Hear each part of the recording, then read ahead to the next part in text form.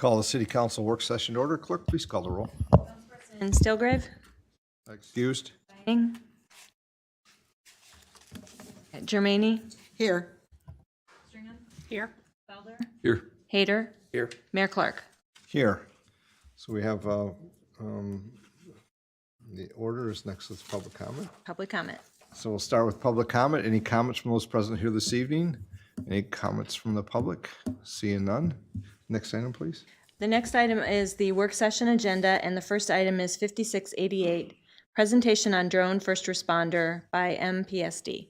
Thank you. Manager Robinson or Director Tolstead? One of the two. Yes, Your Honor, just Director Tolstead will be presenting, along with a couple other presenters or question answerers on the drone first responder proposal. Thank you. Director? Our Mayor, City Council members, Clerk LaVoy, City Manager, Matt Budd's representative. Chad Tolstead, Director of Public Safety, here tonight to talk to you about the Drone First Responder Program. DFR is what you will commonly refer to throughout the program here. I'm going to give you a light intro into what you're going to see tonight, but you also received a packet from the city manager that was a very much more of an in-depth look into what the DFR program would be and what it might look like for the city and what the value is of the offer that was presented by Flock. So Mike Duchesne's here from Flock here with me tonight. He's going to run through most of the presentation with it. I also have here with me Fire Commander Scott Smiley, who's versed in this program as well. And if need be, he can come up and answer any questions you might have and how it might benefit the fire service here in the city of Monroe. Also have with me Detective Lieutenant Paul Marks. Paul is in charge of training and technology. That was a position you guys authorized about a year ago. He has been the driving force behind the DFR program and the drone program here for the city as well. So what we're going to go over is how the DFR pairs with our existing technology. If the name Flock sounds familiar to you, it was about 2 years ago we brought in the Flock cameras, the license plate readers that were brought in as well. Mike will explain how these programs will work in conjunction with one another and how it will benefit us to work with them as a whole. We'll also present to you a deployment map, what we think if this was adopted by City Council, what we should deploy, what a deployment model may look like. And later in the presentation, we'll talk to you about how we're partnering with local partnerships with the Sheriff's Office.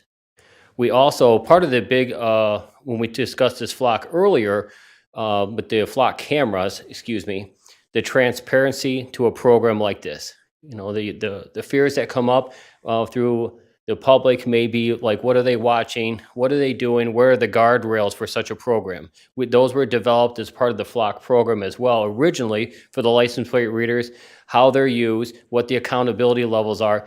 This would have the same type programs as well, which would be a web-based transparency dashboard that the public and the council could see anytime they want to. We'll end with some examples as well and how it's been used here in other communities. So with that, I'll bring Mike up and let Mike present. Welcome. Nice to see everyone again. Appreciate you inviting me back. We'll go through, if anyone has any questions at any point in the presentation, please, feel free to stop me or we can dive deeper into it. So just want to start out by talking a little bit about drones and how they're used in law enforcement today. So a lot of agencies have drones that are man-crafted drones, so it requires you to be on scene to deploy the drone. So you're putting an officer or command staff out inside the elements, outside in the weather, on scene, whether it be police or fire, to have to fly the drone and have visual line of sight onto the drone. What a DFR program is this allows you to fly it remotely. So you can control this either on scene or you can control it from a command vehicle, from the police station, and command staff or a detective or anyone can fly this from home or anywhere they see fit.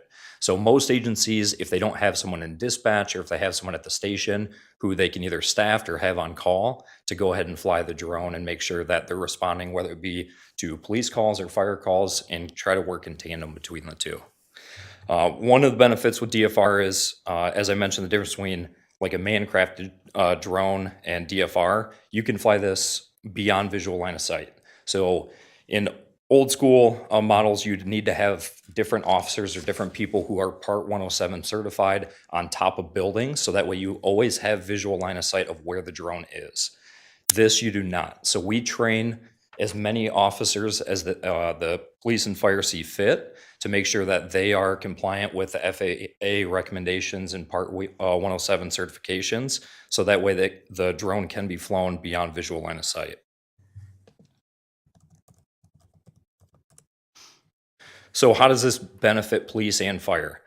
For me personally, I'm still a firefighter down in LaSalle Township in town here. So had a lot of experience in terms of responding to fire calls, especially with limited resources, limited staff when you get called out for mutual aid and helping other jurisdictions. What this does is this allows you to deploy the drone in 3 seconds, get the drone up, get there faster, and see things quicker. So when you're talking about officers responding to a potential hostile situation, to firefighters responding to a house fire or an overturned vehicle on the highway, you can provide a lot of real-time contextual evidence to officers responding. So this would be perfect even for dispatch to be able to be trained in this. And as they're receiving the call from the complainant, they can relay that information through the CAD, as well as launch the drone and give officers responding a link directly to either their phone, to the MDT in the car, so that way they have a little bit of clarity of what's going on the scene, or it can go to the commanding officer who's having certain officers respond to that scene, so they have eyes on either a potential suspect or what's going on at the scene. With this, obviously there's certain calls and certain situations where we always think of the extreme, house catching on fire, people inside, or, several vehicles crashed, or, a suspect barricaded. It can be something as simple as, someone calls at 3 a.m. for a vehicle that's abandoned. You send the drone out, drone gets there and realizes, hey, there's no one in critical need. We don't need to send fire, we don't need to send EMS. You can save on resources. So it can be used on a wide variety of types of calls for service. So how this fits into your current flock portfolio that you have, as Director Tolstead mentioned, you guys have right now the LPR and the live video. This works in conjunction. So the LPRs, they're giving real-time alerts for any stolen vehicles or wanted vehicles that pass by one of the license plate readers. As soon as that alert goes out, if it's a wanted vehicle, an alert will pop up. They can hit launch drone and it goes out. Same thing with a call for service you see in the top there. So we integrate with your CAD vendor to pull in, so all of your calls for service will come up and get logged.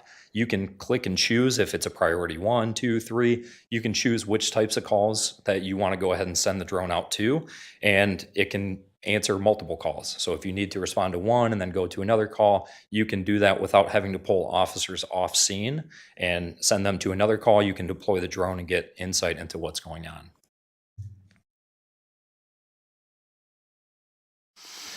So the capabilities of the drone and going through just effective coverage.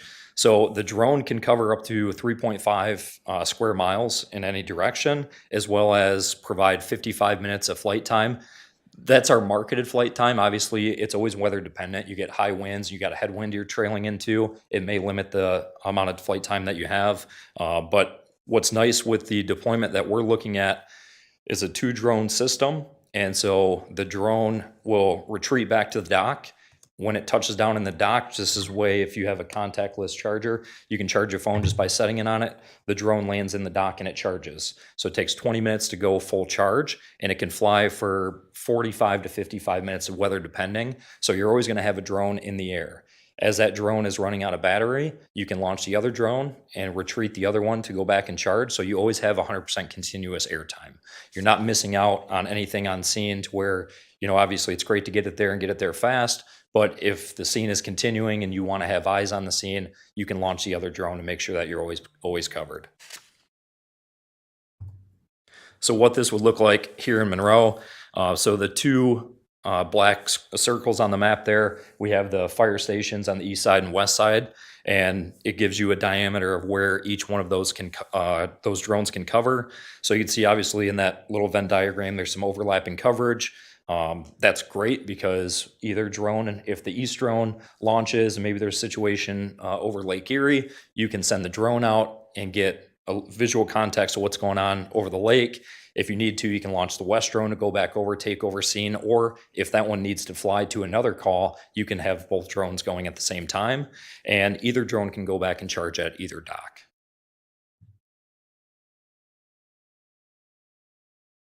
So American drone insurance policy. So the drones that we have available today are marketed DJI drones. So they are still able to be flown in the state of Michigan.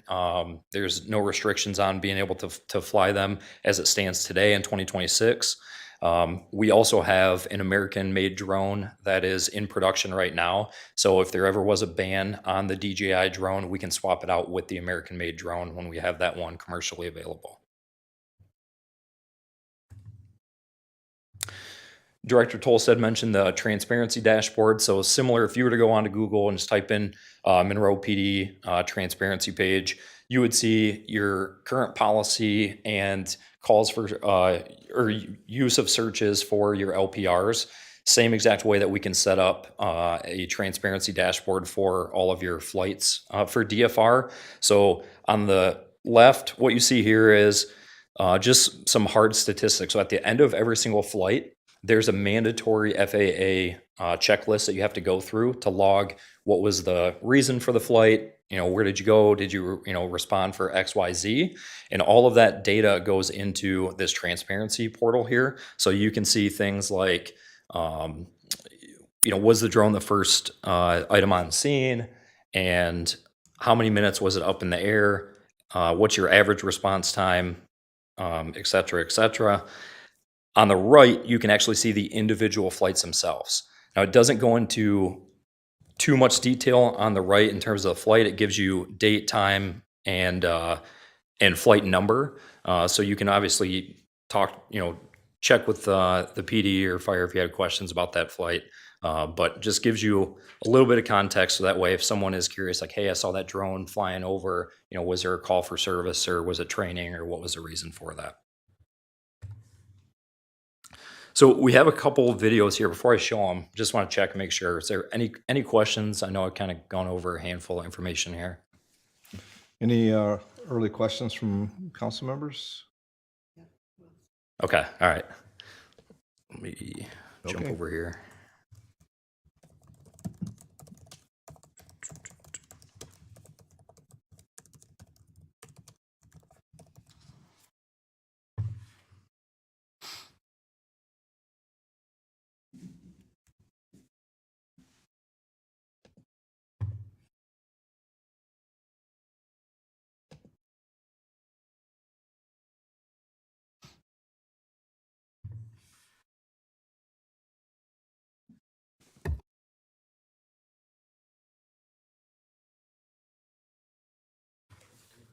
Doesn't want to cooperate with me right now.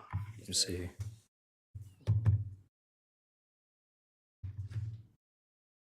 Let's see if that does it. See if we tab out of it. Nope, doesn't look like it wants to work. Make sure it's still connected. Yep. So while we're pulling it up, I'll give you a little bit of context on this first video. So I mentioned you can have a wide variety of calls that you can respond to. And in this first video, what we're going to see is we're going to see an accidental call for 911 assistance.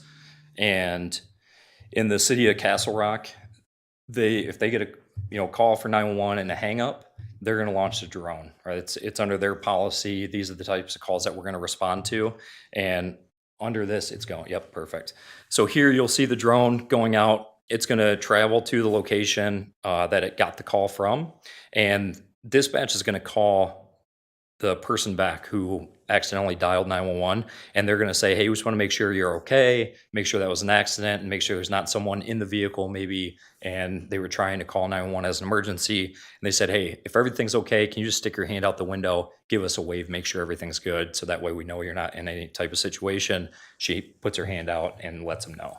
So you're not sending an officer out, you're not sending, taking away any other resources from any other calls that you may have, and you're able to kind of close that call for service.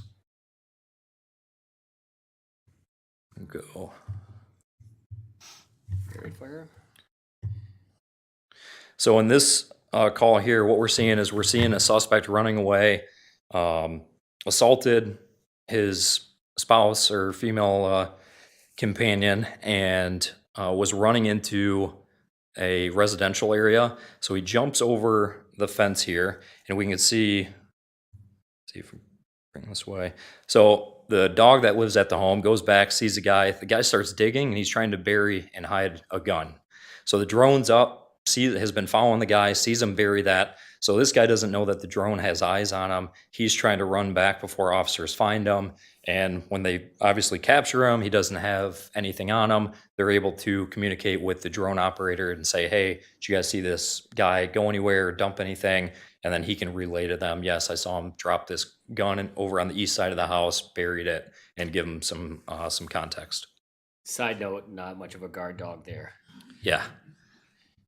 Threw me off at first. I thought it was the police canine, and I'm like, man, he's really not doing his job. And then, perfect kind of dual public safety scenario here, especially from the fire side, to receive the call, to get the vehicle, get the engine running, multiple box alarm. Obviously, we got visual fire from the outside, but the drone gets on scene 2 minutes before the first vehicle responds. And once you start getting engines rolling on scene, another call comes in for another fire, right? So this drone's able to give officers on scene, hey, there is an actual structure fire going on. Here's the units you're going to need. I need to go out to this other call. Drone goes over, sees a vehicle on fire, and then they can give the resources there. Obviously for the city of Monroe, you guys have a little bit more resources than we do down on LaSalle Township. We have 2 engines and 1 brush truck. So if we get a call for a structure fire, we're rolling everything. We get a second call, we're in a situation now, right? So we're calling Monroe Township, we're calling Erie, we're calling everyone. Here, they can give them good resources. So maybe that house fire was just a grease fire in the kitchen. Hey, you can stop rolling that engine or that brush vehicle to that call, but we do have a vehicle fire going on. So just different use cases that you can use the technology. We get back, there we go.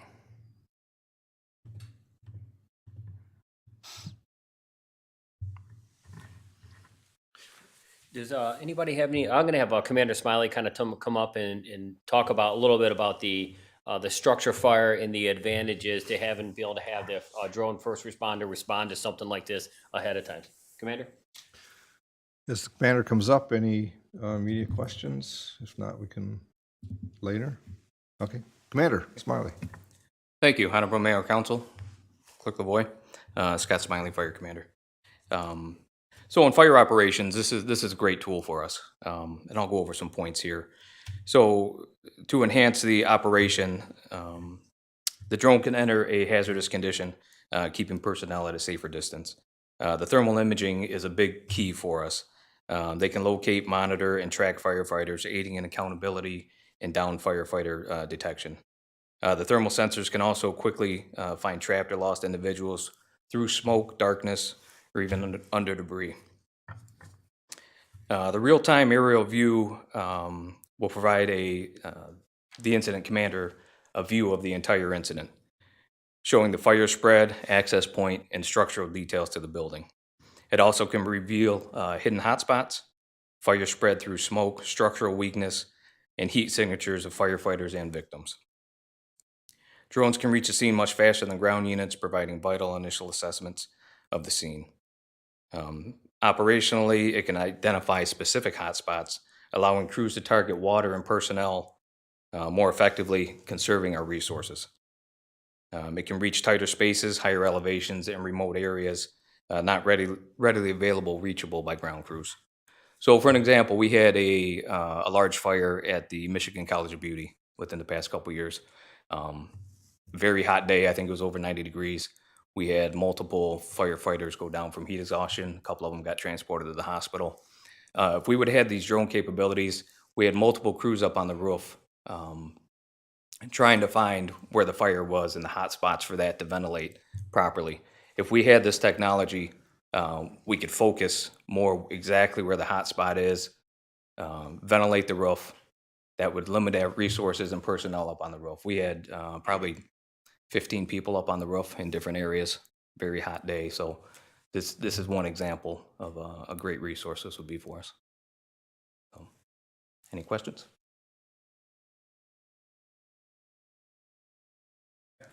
All right, don't see any at this time. I'm sure we're going to have a couple. Thank you, Commander. So there's a lot of advantages to this program as well. One of the other things that wasn't addressed, and I don't remember if it was addressed in your packet, was the ability, like during, like, let's say a vehicle pursuit. While it might not be able to keep up the vehicle pursuit, if that is dispatched to an area and a car flees from an officer, it can lock onto that plate and then stay with that vehicle. Just similar to how it kind of tracked that guy going into the backyard, it can stay with that. Also, we have very, I would say, strict pursuit policies. This would help us in advantage of be able to catch up with some of those guys that might flee from us as well, that we're not able to pursue for various reasons. So as we close this out, just a couple things, and of course we'll have opportunity for more additional questions, regional coordination is underway. The Monroe County Sheriff's Office has been offered a similar price deal that what we've been given. First year free, which is meaning we get 364 days to try this out. If we don't like it on day 364, we call Flock and say we're not interested in this program. They come out and pick all this other stuff. That's at no cost to us in that first year.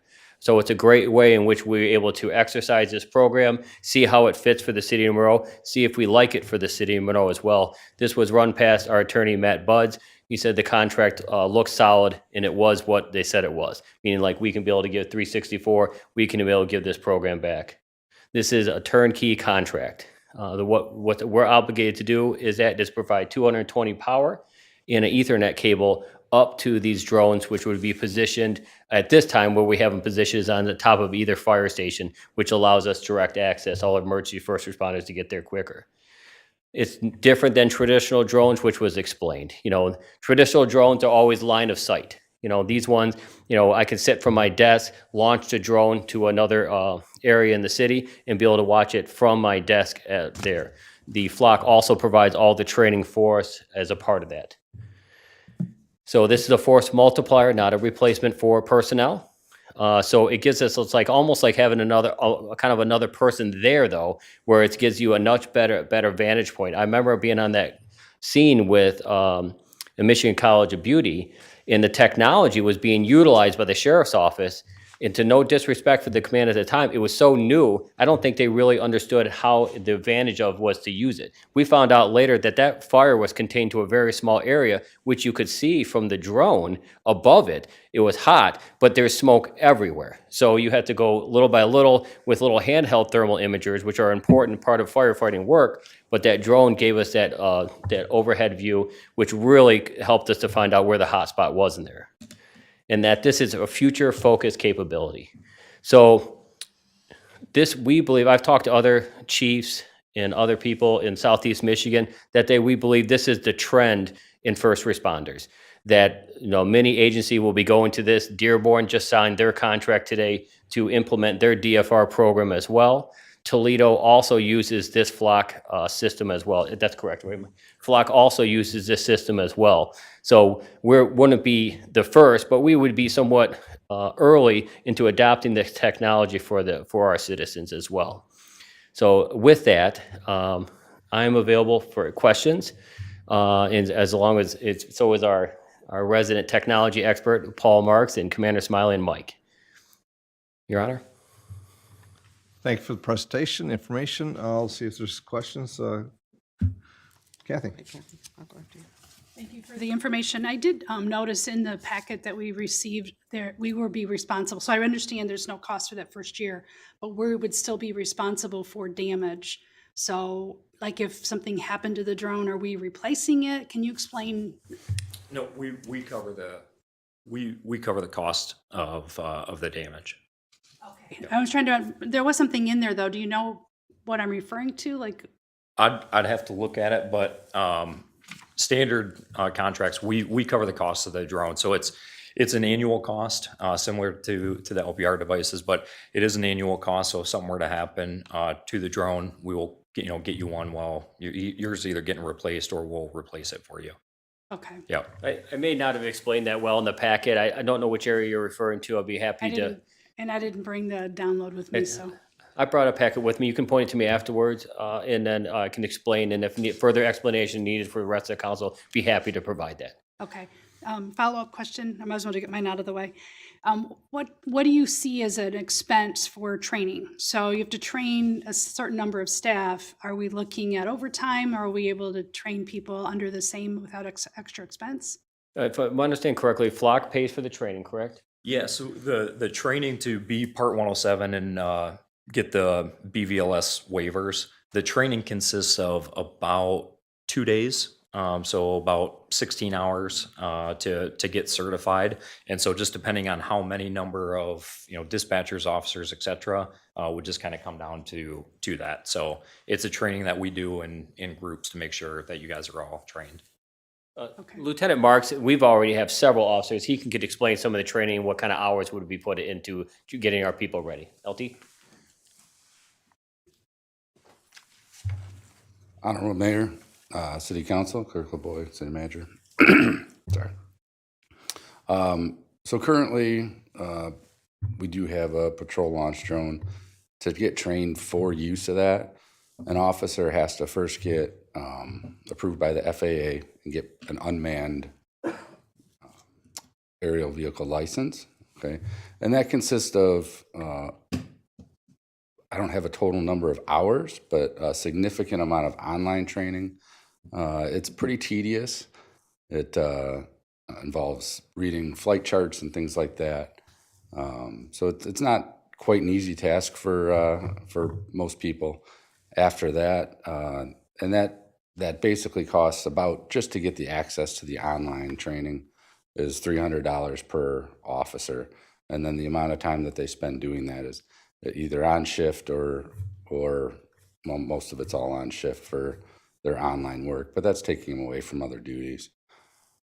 Once they are, we have a practical training, and an officer will spend 4 to 6 hours with a seasoned pilot. So you're talking, 2 people at that, whatever their wages are. And then they have to perform at least 10 missions after that. And those come through various things like call outs. If we have a response for a drone and they come in, whether it's on duty or off duty. So it's a pretty significant per officer training cost that's involved with all this. I don't have a total estimate off the top of my head, but I can imagine it's probably it's easily well over 1,000 to 2,000 per officer before they're even flying. So I think that that cost is significant. LT, if I'm not incorrect, I don't want to put words in your mouth, but most of the training is done while on shift, correct? Yes, sir. Okay, yep. So most of the shift will be done on training. All the online training can be done while on shift. So it's not off duty on overtime. It's being completed while on shift. And this training would definitely be done all on duty. Okay. But I guess I was speaking to current. Okay. So I apologize if I'm confused that. Okay, I have one last question. Have we started thinking about our specific use cases? I know we've heard kind of quite a few different examples, but is that something that we've started outlining yet as far as how we think we would use it? We haven't grind down into specifics, but I can give you one specific call type that I really do want to address. Currently, when we have like water rescues out on Lake Erie, the current standard protocol is we launch about 3 different stations: Monroe Town, City, in Frenchtown. Typically all get dispatched to one water rescue.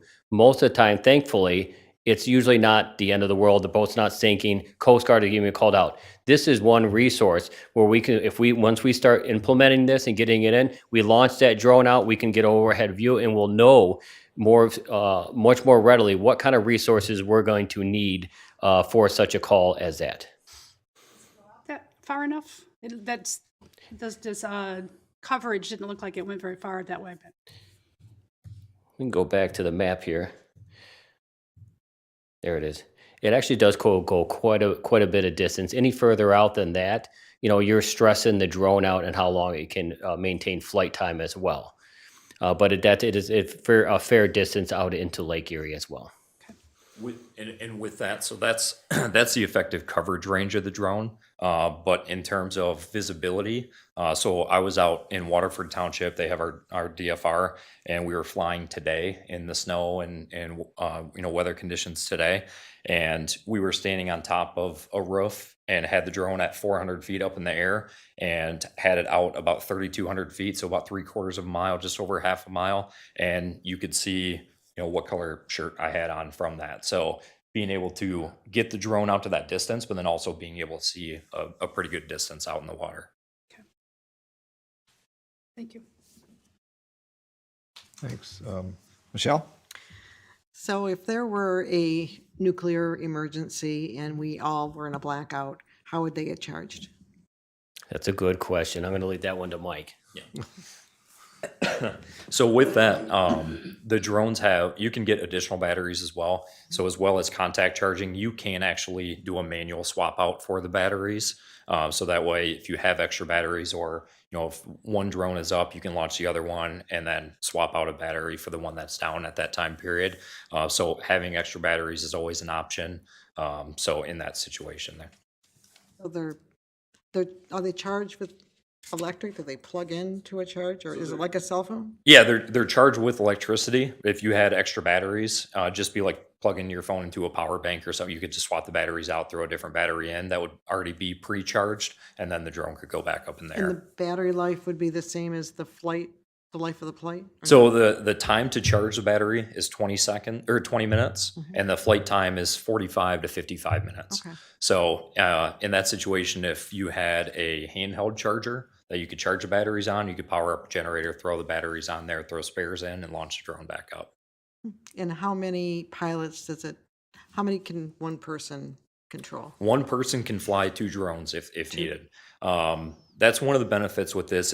It's hard to show it and just a couple of videos there without seeing a live demo, but the drones are pretty autonomous. I mentioned like a call for service comes in and you get an address, you can click launch drone, it goes up, you choose the location you want to go to, and it'll start moving towards that drone. If there were any interference, you get a tree, a power line, anything in the way, it has mitigating detection inside the drone. So it's going to avoid any obstacles or any obstructions in its way. So as it's moving towards the drone, you can obviously take control of it at any time, but you can also just launch the drone to that location. It's going to hover and give you eyes on scene. So if you're in a fire situation, it would go up above the fire so it doesn't melt. Yep, and you're not having to like hold height or steady. It'll hover and stay at that height for you. Awesome. Thank you. Yep, thank you. If I may, Your Honor, follow up on. So part of the reasons why we looked with the sheriff's office as well as partnership is to have additional drone operators. This is some of the reasons why on call outs now for our drone is we have fire come out and operate it for police situations because most of our police resources are tied up on the ground, and vice versa is the kind of the game plan for some of the stuff depending on which type of emergency call it is.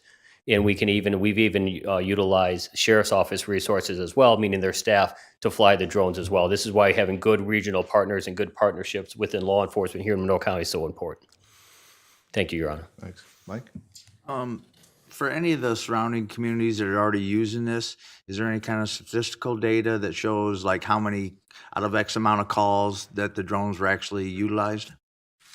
Mike, do you have that? Yeah, we can get some data. I know Toledo has been live for roughly a year, and so we could probably get some statistics from them. I think they're the closest in terms of proximity, but there's other customers that we have that we can get some facts on in terms of how many times it's the first on scene, what type of calls, and then we also can send over, different policies in terms of here's the type of calls that, 20, 30, 40 different agencies across the, region or country, how they utilize the drone. So as you're crafting up your own drone policy of here's how we're going to, use it here in the city of Monroe, you can go off of, other agencies that are using DFR today.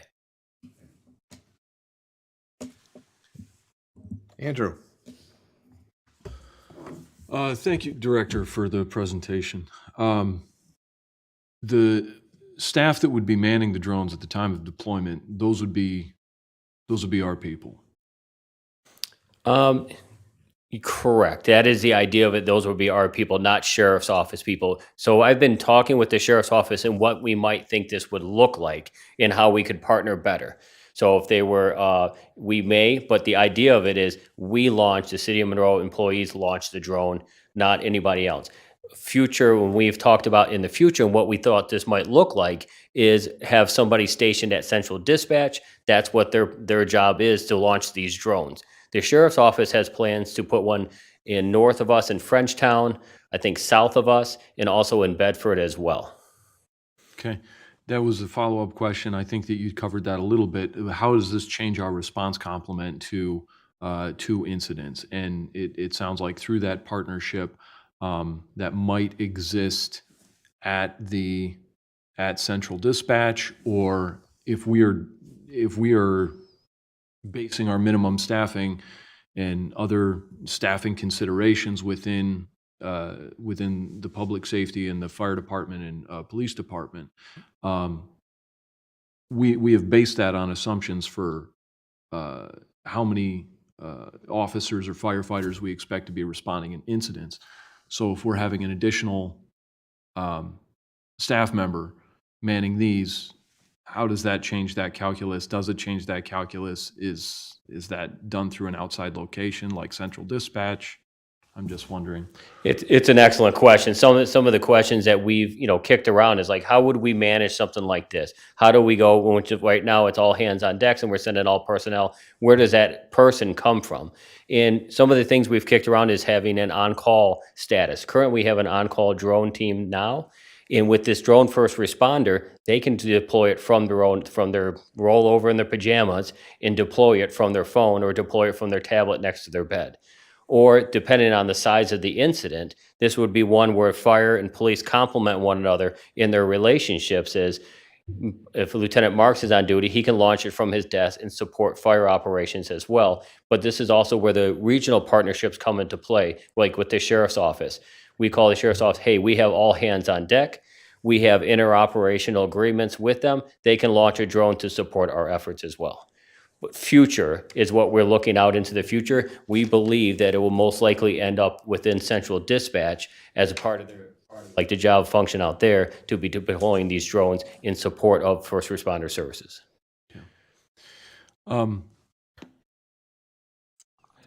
Councilwoman Stringham asked about damage and how that would be covered. What is the cost of one of these pieces of equipment? We're proposing to get two, one on each fire station. That's my understanding.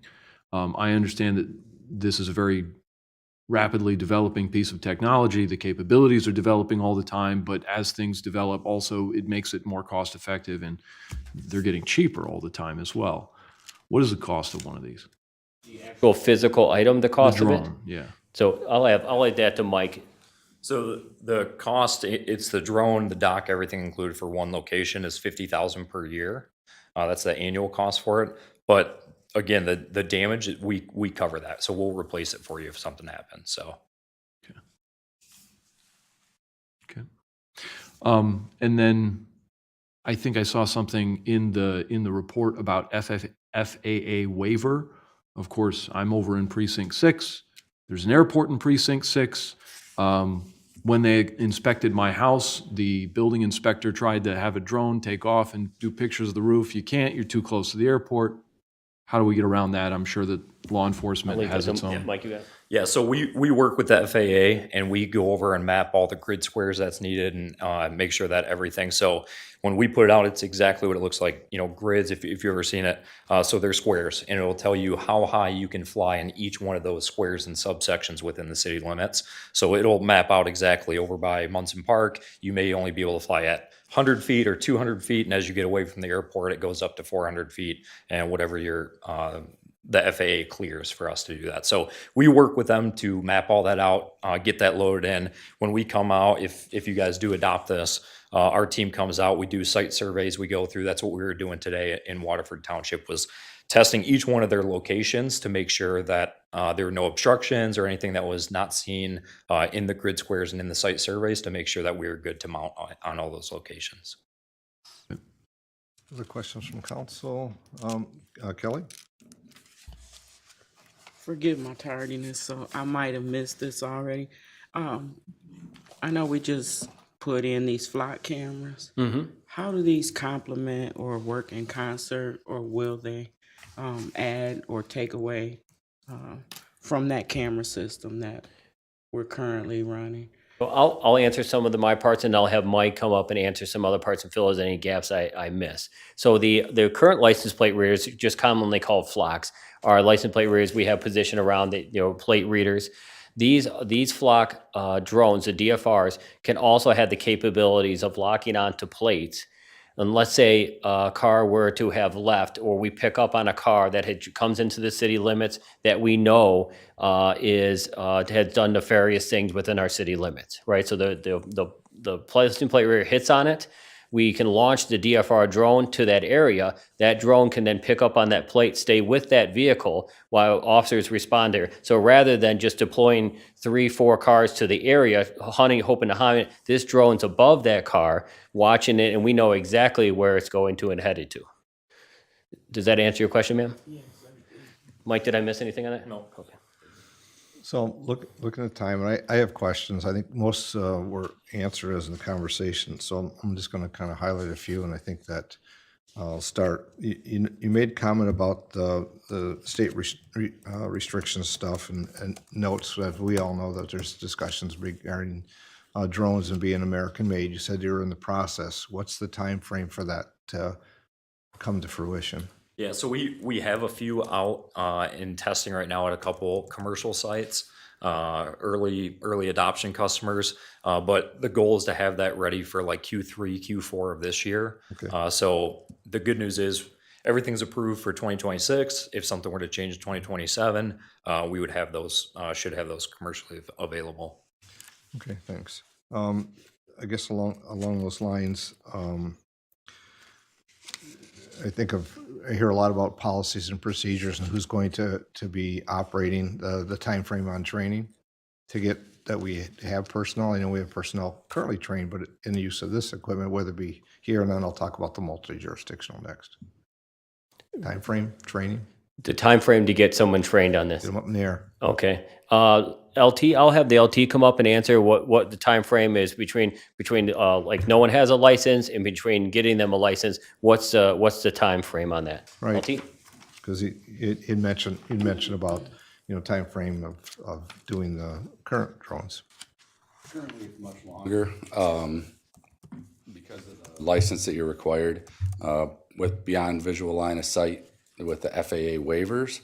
Flock will handle that training in a matter of it's two days, right?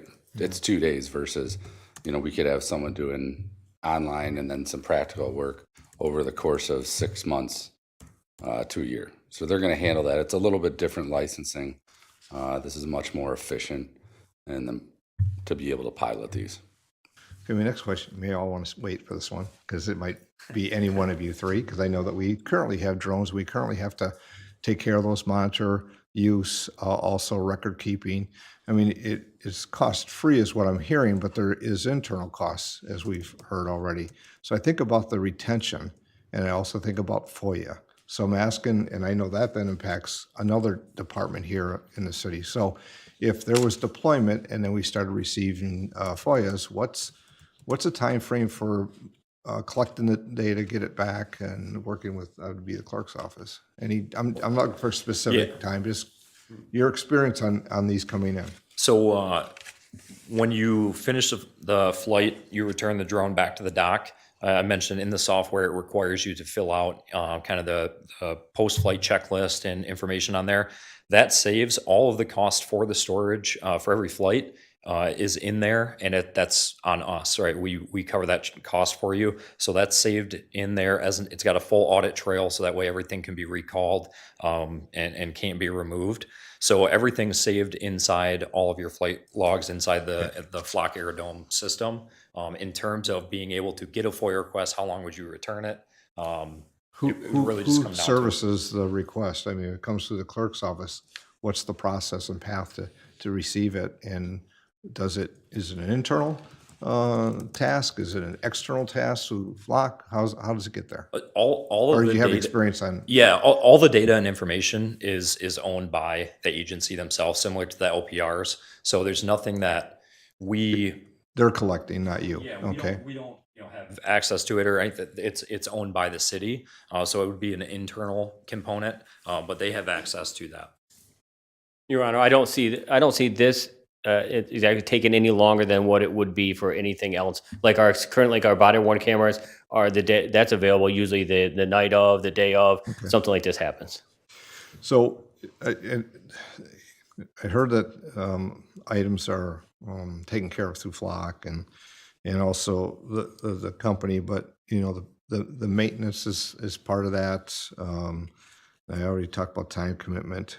There's probably going to be more conversation because I think about the authorization levels, multi-jurisdictional partnerships, who's going to be operating. I don't know how far along the sheriff's department is in our conversations. I'm not looking for a response because that's theirs, but how we work that together because there's more so in operational efficiencies if that's a possibility. It's obviously a conversation with our legal advisor as well.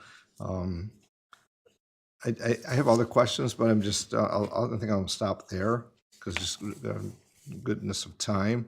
We have the information and we have the presentation. Is there any other comments or questions from council?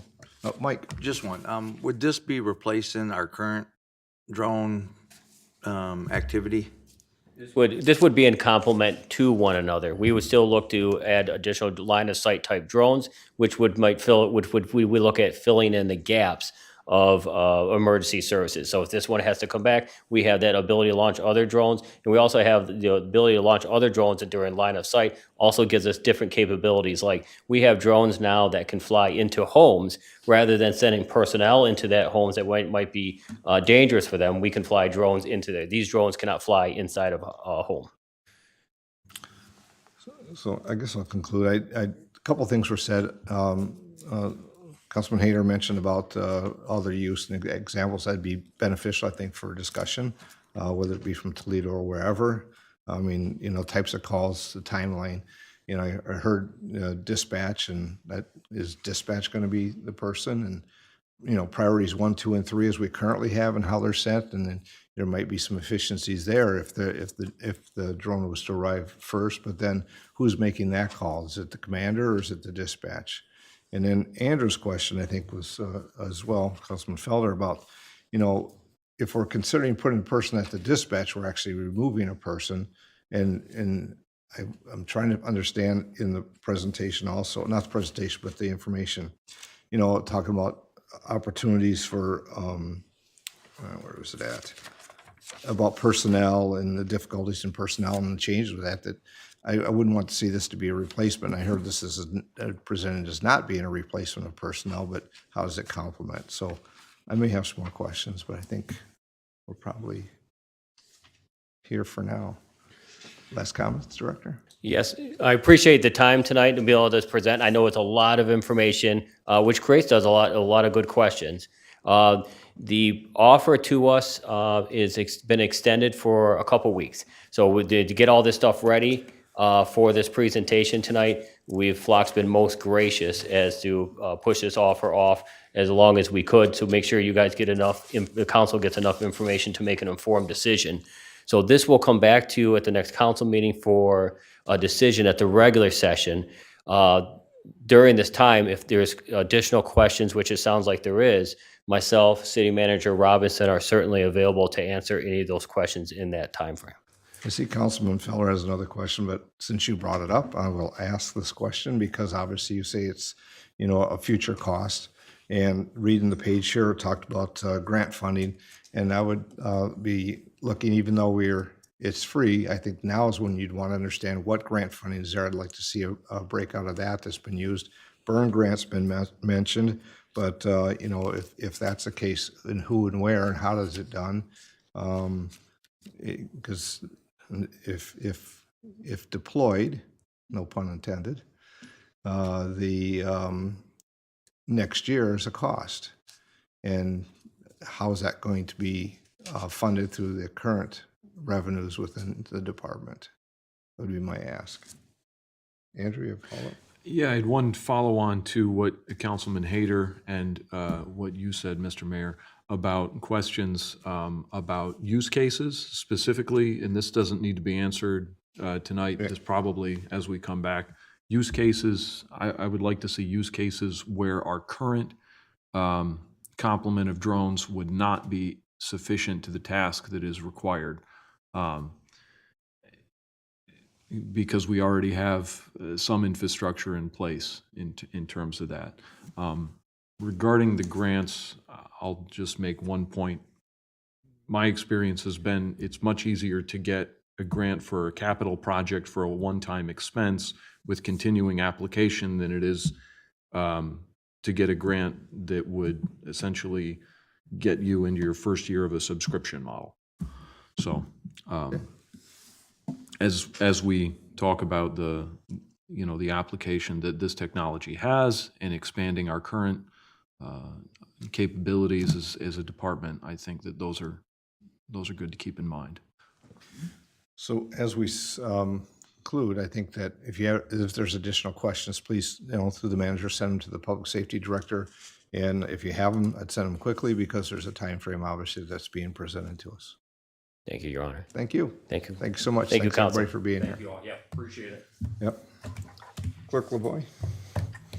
The next item will be item 5687, the Altrusa Park Design Review. Thank you, Manager Robinson? Yes, Your Honor, I'd like to invite Director Cochran to come up and as we do a review of the design of our proposed design of Altrusa Park. Thank you. Director Cochran? Good evening. Just 1 second, please. There we go. Thank you, Mr. Robinson. So by way of background, and it was in your packet this evening, last year almost 2 years ago, June or July of 2024, the city was a recipient of a grant through MISTA, the Michigan State Housing Development Agency. They have a program called My Neighborhood, and it focused on a couple different things. We got one grant to update the zoning code to allow for more flexibility for housing options, which you've all approved and adopted the implementation of that.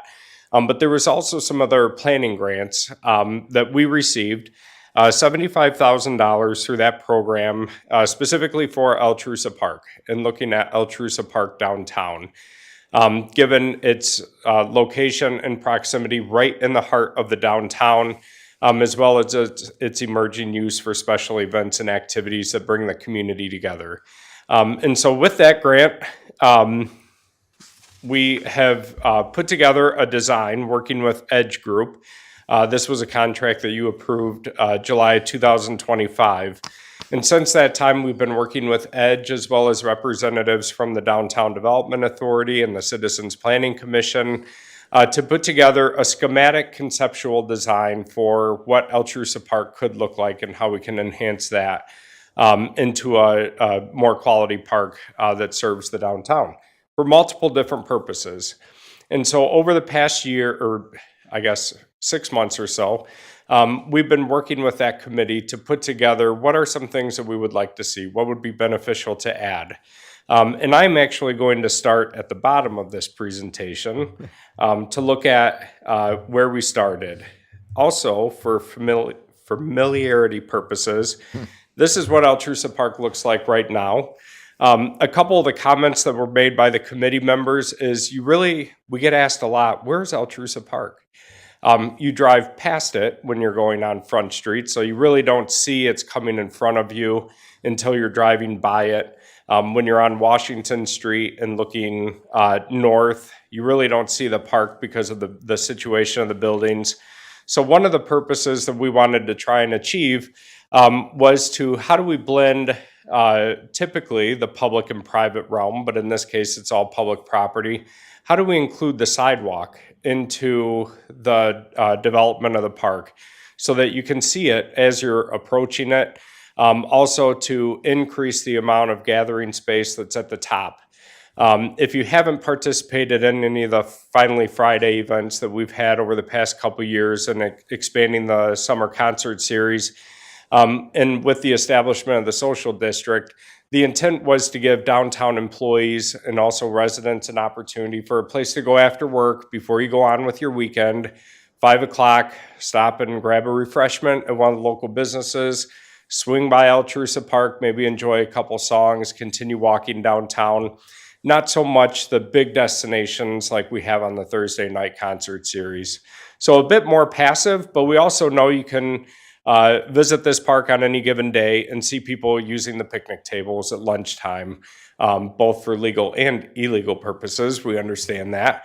And so that small private or intimate gathering spaces on your own was also something we still wanted to try and encourage that as we're increasing the number of residences downtown, giving them this yard space or this patio space that they can enjoy as a resident in addition to the organized events that we had. If you weren't downtown to see last year, Altrusa organized the Mother Goose play, which was really cool.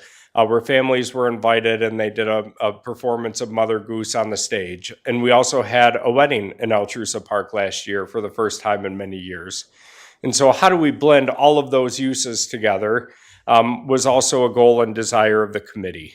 And so the plan, and this was reviewed with the Downtown Development Authority at their meeting this month, and then we also presented it to the Planning Commission this month as well.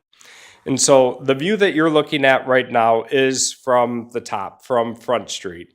And you'll see one of the most defining features is of this pergola across the sidewalk that goes over the sidewalk, almost to the curb, and extends into the park between the two buildings. The intent with that is that visibility, blending it into the environment around you, but also calling out and also providing shade.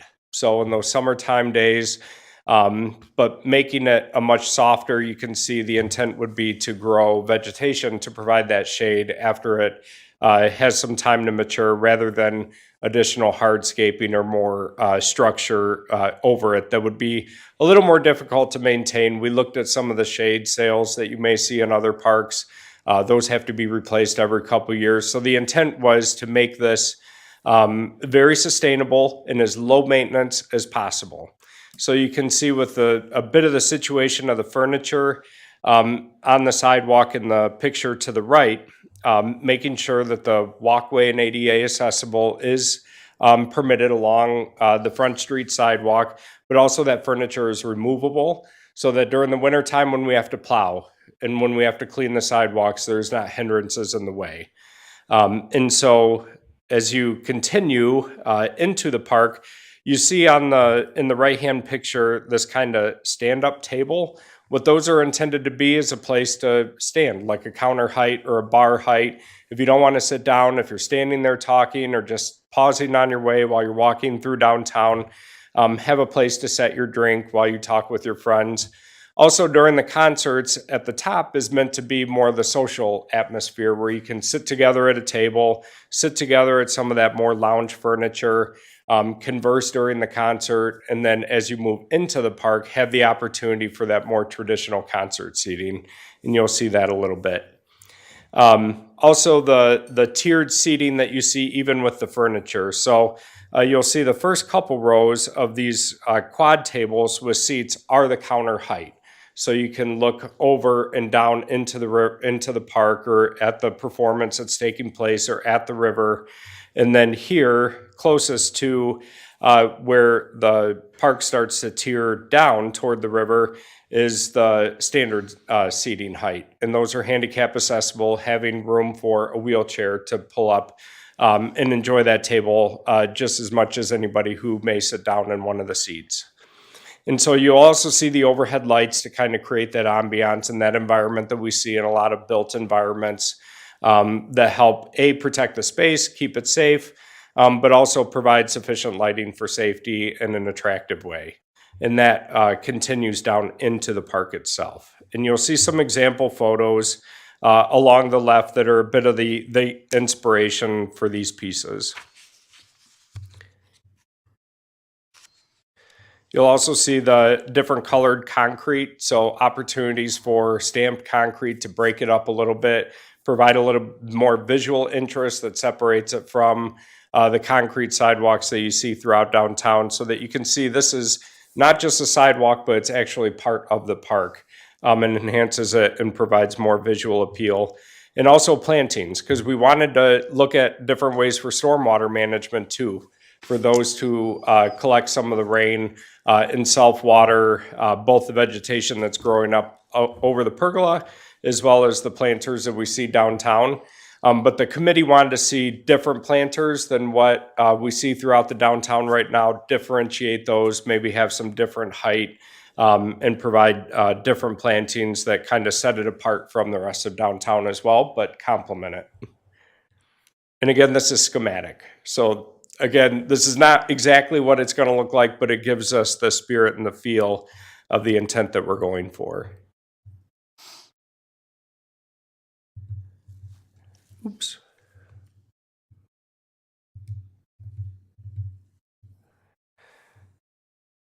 I don't know what I did here. There we go.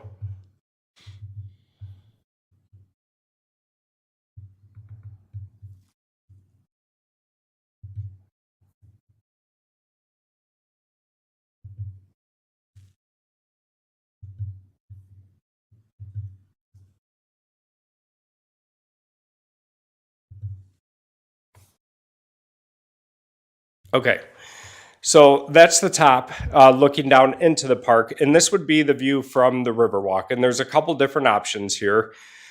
You'll see the tiered seating that comes down from that top level, and that provides that sort of stadium-style seating for folks who wish to enjoy the performance in more of a formal way. But also, that seating is lit, and it also, if you look at this page, in this middle picture here, you'll see there is a wood bench over top of that concrete.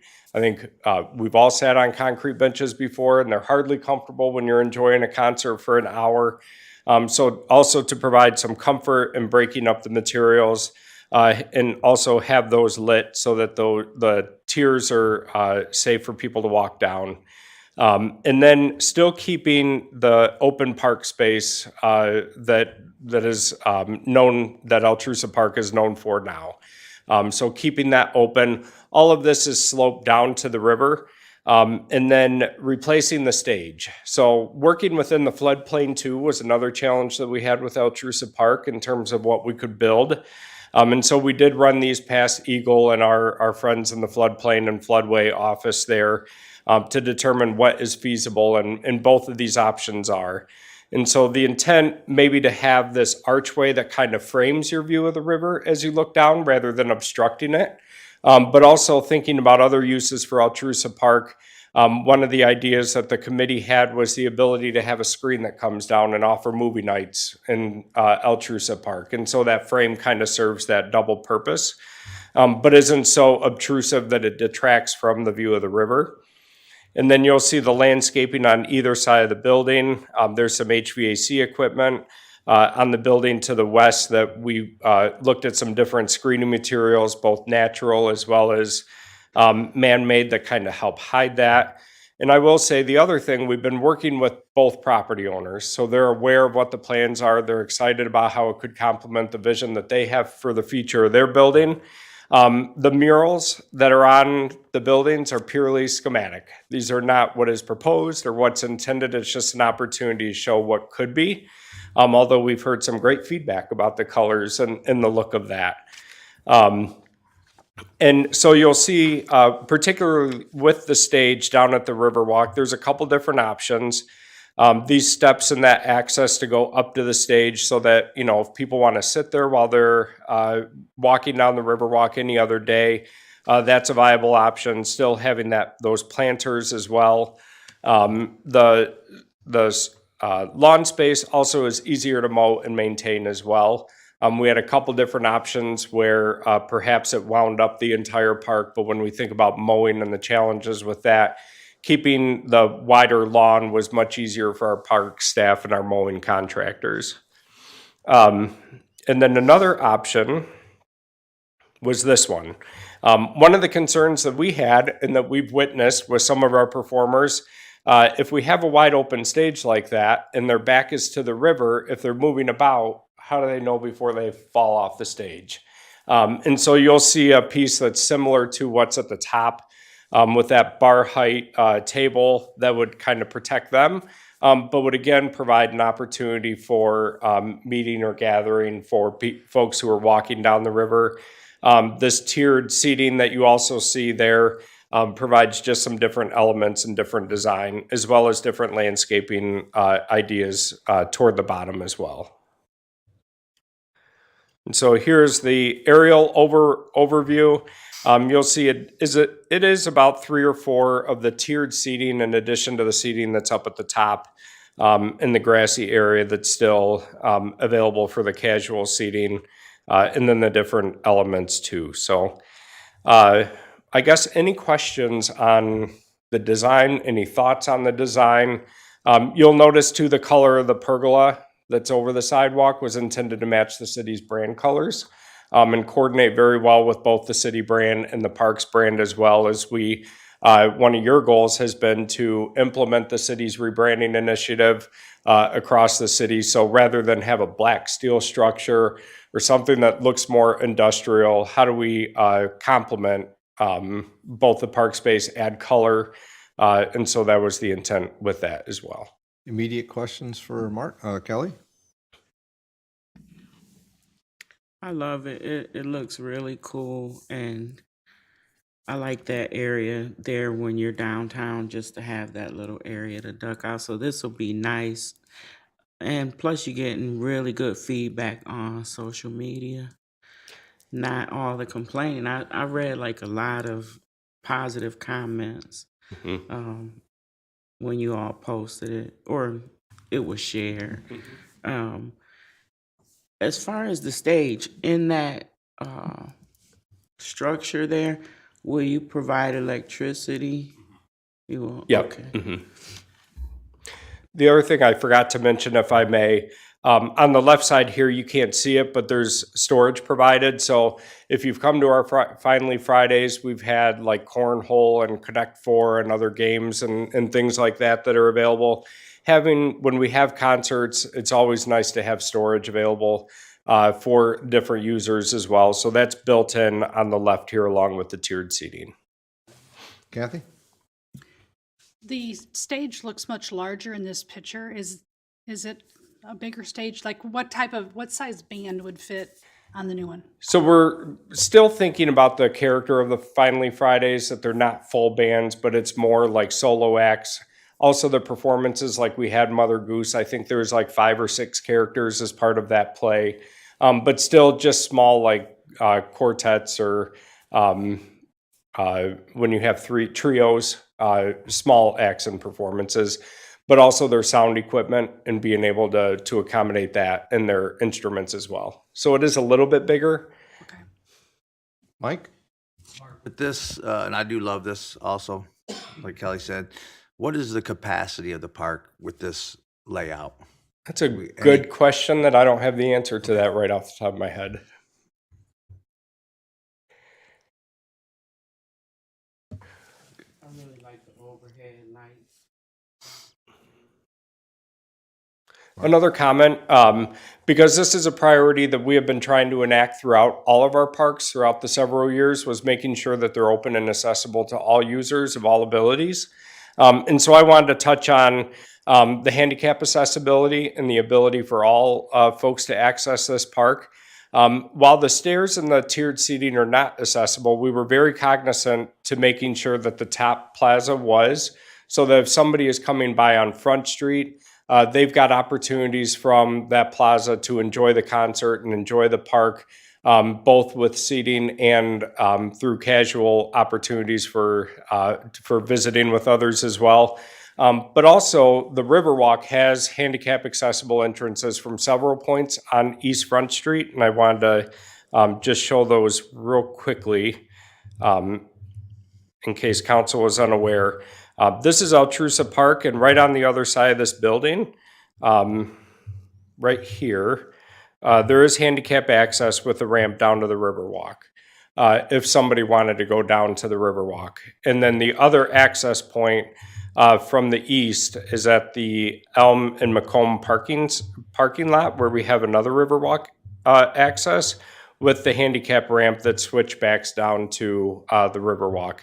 In order to make Altrusa Park fully handicap accessible, given the width of it as well as the slope of it, and not having to do some serious regrading, especially in the floodway, we would have to have switchbacks going all the way down, which would make it a very costly and prohibitive project. But we wanted to make sure that there was integration for those with different abilities at all levels throughout the park to enjoy the whole thing. Is this susceptible to ice jams? Will it- So, yes, and that's also the reason why the stage is flat. The structure itself, the ice can move around it, making sure that it's anchored far enough. And that's partly why we also talked to the folks at Eagle and the floodplain division as well, to make sure that rising floodwaters and ice jams wouldn't provide too much damage, more than they already do. Okay.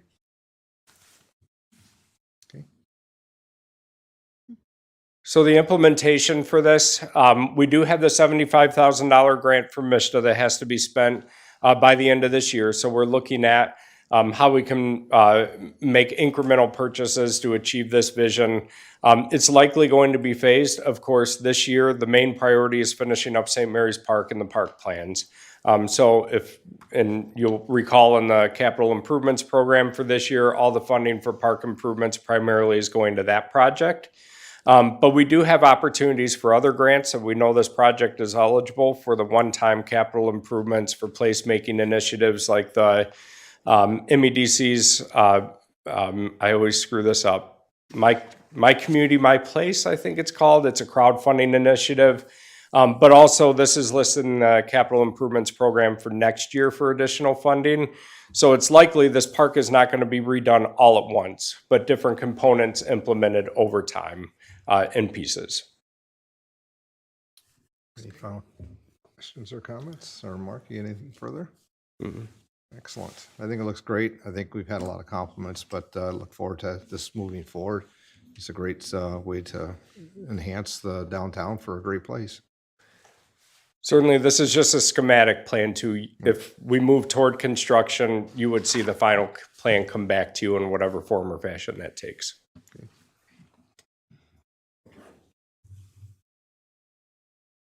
I'm looking to the clerk. There's one more item. I'm not sure how far we can get through this. And I'm looking at Manager Robinson, and I guess some options are is just a highlight or during the presentation during the meeting. But do you, How long are you thinking? Mark, do you think? We could probably do a Okay, quick We can overview. go for 10 minutes, then I think. Okay, so the next item is Orchard East Greenway Trail schematic design review. So the next project that we've been working on, this was also a grant that we received from SimCog for the regional planning grant looking at trail connections. And so with this project, we've looked at the Orchard East Greenway Trail, which is both a part of the Heritage Corridor Master Plan as well as the Orchard East Neighborhood Master Plan. And so I provide the aerial for familiarity purposes. This is Hellenberg Park in the bottom right-hand part of your screen. The area that the Greenway Trail focuses on is the entire area between these two sets of railroad tracks, going all the way down. Here's the ALCC and Navarre Library and Learning Bank campus. So all of this property going down to what's called Plum Creek, which is right here in the South City jurisdictional boundaries that opens up into Plum Creek Bay, which is the International Wildlife Refuge. And so this has been one of the identified activity areas in the Heritage Corridor Plan since it was established in 2010.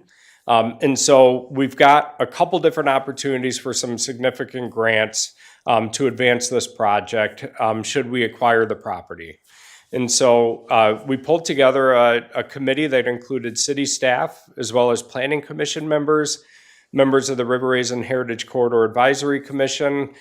We had a representative of the Orchard East neighborhood on the committee, and then we also had the National Park staff and the Battlefield Foundation included in this. The main priorities were to envision how this trail could weave throughout that property, but also how it would connect into the larger regional trail network. And so generally, you know, the Winchester Street Bridge is connected to the Heritage Trail, which goes out to the state park.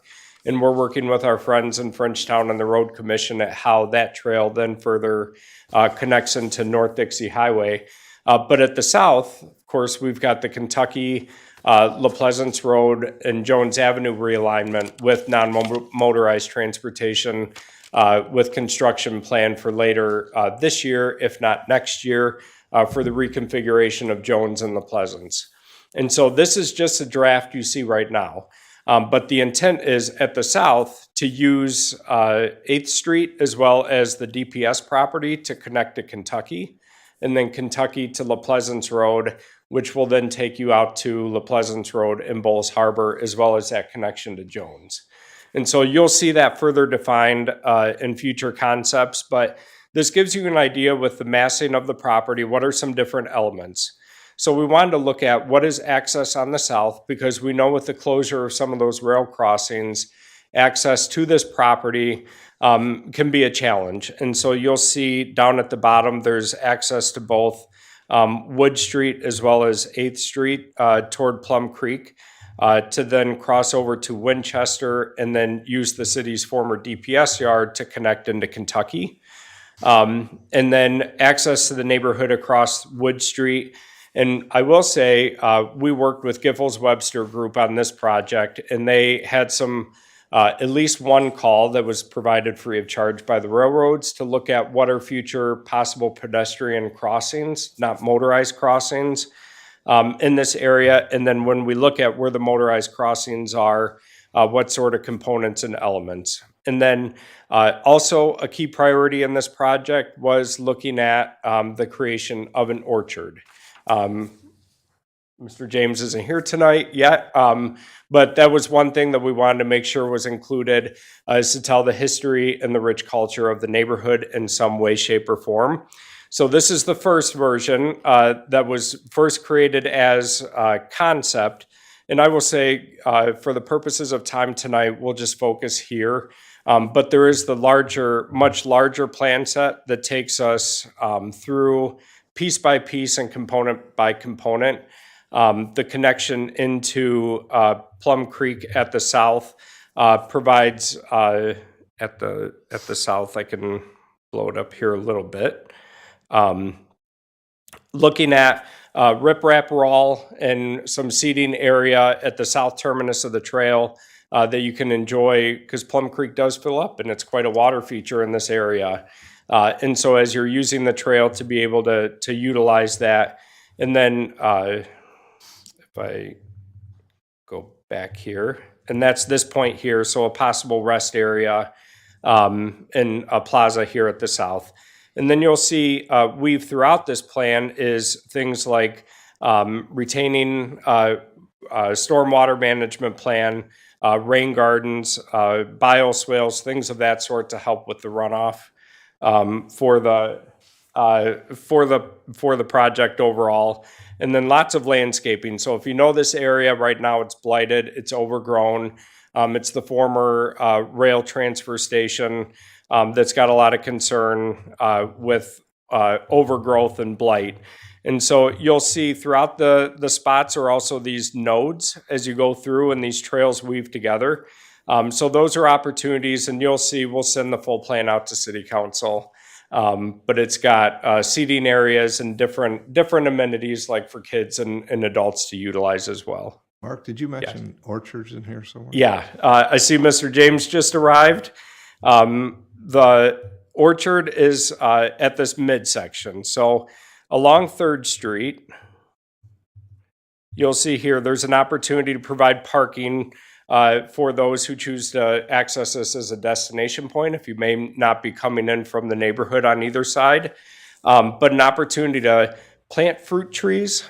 And if the environmental conditions of the site prohibit that, then the opportunity to plant replica fruit trees to tell the history and the story. The challenges that we encounter with planting fruit trees in contaminated areas is the uptake, and then the vegetation may contain the contaminants out of the ground. And certainly we don't want anybody eating contaminated fruit unaware. And so the opportunity to at least interpret perhaps non-fruit bearing trees, some educational exhibits that talk about why it's called the orchard and what the history of the neighborhood is. And you'll see also the different colors of the trail, like the light brown and then the gray. These can be asphalt, these can be concrete, these can be the composite aggregate or crushed limestone. This was just intended to show some different ways that we can have treatment of trail methods and paving throughout. And then the other thing that we asked, recognizing that this is an existing business right now that's in active use, if we can't acquire that, what are some ways we can build the trail around it? And so if in the future that property may be acquired at some point. So connecting into the sidewalks along East Chester Street, and you'll see in future iterations, some of the comments that we got back from the committee, as well as the other folks who have reviewed this plan so far, is paying close attention to those crossings around the ALCC and Navarre Library, so those users of that campus and Labor Park can safely access the Greenway Trail in between as well. And then moving north, again, you'll see this is railroad property that we don't have the rights to access to. But again, having some additional parking perhaps on this side. And then again, more of these nodes with some features, and then connecting into Rauch Park. So minimizing the number of new rail crossings, trail users from Rauch Park having access from the Winchester Street Bridge without having to go all the way down Winchester to First Street, be able to cut right through Rauch Park in a trail network, and then access the sidewalk along East Chester Street here, and then cross at First Street and be able to go either north or south at that point. And so a lot more detail we can send out to City Council. It's still in draft form, but just wanted to give you a bit of an idea of where the progress is at so far and get any feedback you'd like to see incorporated early on. Thanks, Mark. I know this is a lot in the last 10 minutes of the work session, but we want to give you at least a glimpse of what it is. It's a project that it also went to, as we talked about, reviewed by the Planning Commission, Heritage Corridor Commission, and collecting input from those that are being presented about things you see and what you might like to make suggestions to. And I know Mr. Cochran will make sure we get forwarded those things, but we're going to have a follow-up to this. We wanted to give a glimpse at this, and we talk about Altrusa Park, all the hard work that's been going on in the past year with the parks, trails, grants coming to fruition here, and some our concept plans at this point. So I will say, if you have something, send it right away, and we get this, I'll bring it back in again. So, any further? I did provide a couple 3D renderings. I'll just flip through here. So this gives you an idea of the width of space that we're actually thinking about between that railroad. I always had a hard time trying to understand, do we have enough space there? And so these renderings kind of help with that, as well as show what those crossings look like across the rail as well. So the intent, the DNR Trust Fund grant does provide acquisition dollars. Of course, we have one right now. The intent would be to apply for that to help acquire the property necessary to build the trail, and then tap into our brownfield support programs, both at the Downriver Community Conference and our Brownfield Authority, to begin looking at what is the environmental condition of the site. And then we do have a funder that we've engaged on the cost for construction, which is looking at about $5 million right now, the price tag so far. So, Thanks, Mark. We got about 5 minutes and we have to breathe. I just have one comment, real quick. When I look at this, my first concern is safety crossing into it. Mm-hmm. And so I was glad to hear that you're talking about it. And I think it's just really important because you could have children. You just want to make sure that nobody's going to cross in front of the train. Yes, and you'll see in this cross section, if I zoom in here, rail safety standards do require a barrier when you get the trail within such close proximity to the rail. And so we've actually talked about what can those look like to make those not look so like a chain link fence, but to make it look nice. And so there are standards that we would have to employ to make sure people aren't unsafely accessing the railroad. So we have 5 minutes, and I'm going to bring the work session to a close. Thanks, Mark. And so we can have the 5 minutes if needed before we get started for the regular council meeting. Thank you. Thanks again, Mark. This time, I'll close the work session.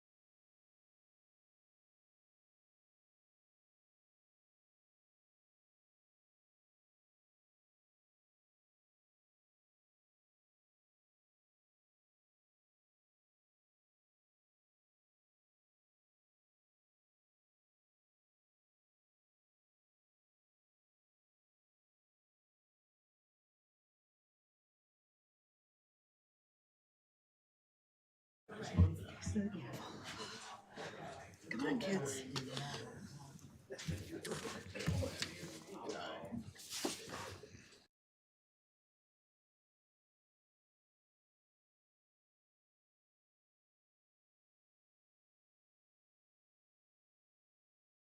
Here. Jermaine? Here. Mayor Clark? Here, I'd ask we all please rise for the invocation, remain standing for the Pledge of Allegiance. Guide us in our deliberations and discussions this evening. May our efforts promote the good of the residents of this city and all who visit.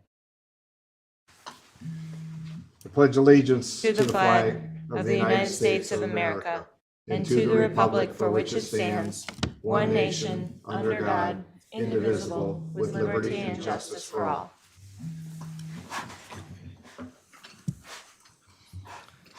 Clerk, next item, please. Item is approval of the regular agenda. Manager Robinson, any adjustments to the regular agenda? The administration has no adjustments to the agenda. Council, any adjustments to the regular agenda? Seeing none, a motion would be in order to approve the agenda. So motion by Councilwoman Vining, supported by Councilman Hayter to approve the regular agenda. Clerk, please call the roll. Councilperson Vining? Yes. Jermaine? Yes. Stringham? Yes. Felder? Yes. Hayter? Yes. Mayor Clark? Next item, please. The next item is the consent agenda, and the item B, approval of payments to vendors. The amount should read $1,232,242.46. 1232242.46. Thank you. Are there any items on the consent agenda that council wishes to have pulled for further discussion? Any items on the consent agenda to be pulled? Seeing none, are there any items on the consent agenda those present here this evening wish to have pulled for further discussion? I see some new folks, but what that means, if it's passed on the consent agenda, this by a motion, all items will pass. But if there's a particular item you wish to have discussion on, now would be the time to request to have it to be pulled. And if it is pulled, it'll go to the end of the regular agenda. Again, any items on the consent agenda, those present here this evening wish to have pulled. Seeing none, motion regarding the consent, Councilman Felder. Yes, Your Honor. I'd like to make a motion that all items on the consent agenda be accepted, placed on file, recommendations carried out, and resolutions adopted. By Councilman Felder, supported by Councilwoman Germaini, that all items on the consent agenda be accepted, placed on file, recommendations carried out, and resolutions adopted. Clerk, please call the roll. Councilperson Vining? Yes. Jermaine? Yes. Stringham? Yes. Felder? Yes. Hayter? Mayor Clark? Next item, please. The next item is under council action. Item 5690, National Oceanic and Atmospheric Administration Grant, Consultant Contract Change Order. Thank you. Manager Robinson, comments? Yes, Your Honor. As you remember, in 2024, September 16th council meeting, a grant in the amount of just over $3 million was accepted from we call it NOAA, but it's the National Oceanic and Atmospheric Administration. And we have a longstanding efforts with our city it has long been partnering with with CODI, the city's Commission on the Environment, to monitor condition and solicit grant fundings to remediate rock arches, rapids, etc., all around Dam 4. What this money was for the removal of Dam 4, along with the reroute of a wastewater line that goes underneath that would go to the substation, the new substation that would be in St. Mary's Park. Well, as this is all moving, actually the NOAA has brought to our attention that they're interested in removing both Dam 4 and Dam 5 at the same time. They want to do both of those that work at the same time. So what they're asking is that we're close to securing another grant of $1.6 million, which would be enough to be able to take care of both things. But in order to do so, it requires us to do a consultant change order for us to be able to work with our consultants in order to get the ECT, who's our designed and assigned consultant in this project, in order to get them to be able to do the consulting work that's necessary. So we are actually asking that the change order with ECT dated January 23rd, 32, in amount of $300,000 for design and permitting activities for now Dam 5. So as Manager Robinson, I understand the $300,000 will go to the current operation with Dam 4. And as we work that in Dam 5, as they're looking at a bypass Yes. around that, but there's additional funding that they're looking at. Is that correct? That is correct. Okay. It's going to be kind of notching out on the southern portion around the dam, like we've done in other projects throughout the river, through the downtown and throughout. We've put in the kind of the fish passages and also try to do for recreational. We'll see how this one turns out on Dam 5, but really Dam 4 is, we put a lot of revenue into it, a lot of grant funds that we're thankful for, but at the same time, recognize that sometimes it takes a second look, and I really appreciate the NOAA and the funding for this, because they're recommending that we continue to move forward. So let me see if there's any questions from council regarding the presentation from Mr. Robinson. Okay. Councilwoman Vine, any question? If you could quickly just remind me where Dam 5 is located. So it's around Sister Island. So Dam 4 is the one that's closer to St. Mary Park. And as you go west or upriver, you'll go around Sister's Island, and then that's where that next dam is, closer to where the Rossler Bridge is. If you're at Rossler Bridge and look east, you'll see the dam, and then you'll see Sister's Island. I see. Yeah. Thank you. Because we've had many projects on the river and various dams. So other questions? Councilwoman Germaini? Move that City Council approve the attached professional consulting services change order proposal with ECT dated January 23rd, 2026, in the amount of $300,000 for design and permitting activities for Dam 5. It is further recommended that the Director of Engineering and Public Services, Interim Director of Water and Wastewater Utilities, be authorized to execute any necessary agreement documents on behalf of the city. Support. Motion by Councilwoman Germaini, supported by Councilwoman Stringham. On item 5690, the National Oceanic and Atmospheric Administration Grant Consultant Contract Change Order. Just like that. Clerk, please call the roll. Councilperson Vining, Yes. Germaini, Yes. Stringham, Felder, Yes. Hayter, Mayor Clark. Yes. I just want to make a comment on that, because as Councilwoman read that, and it's the permitting activities is for Dam 5 as we start to look forward.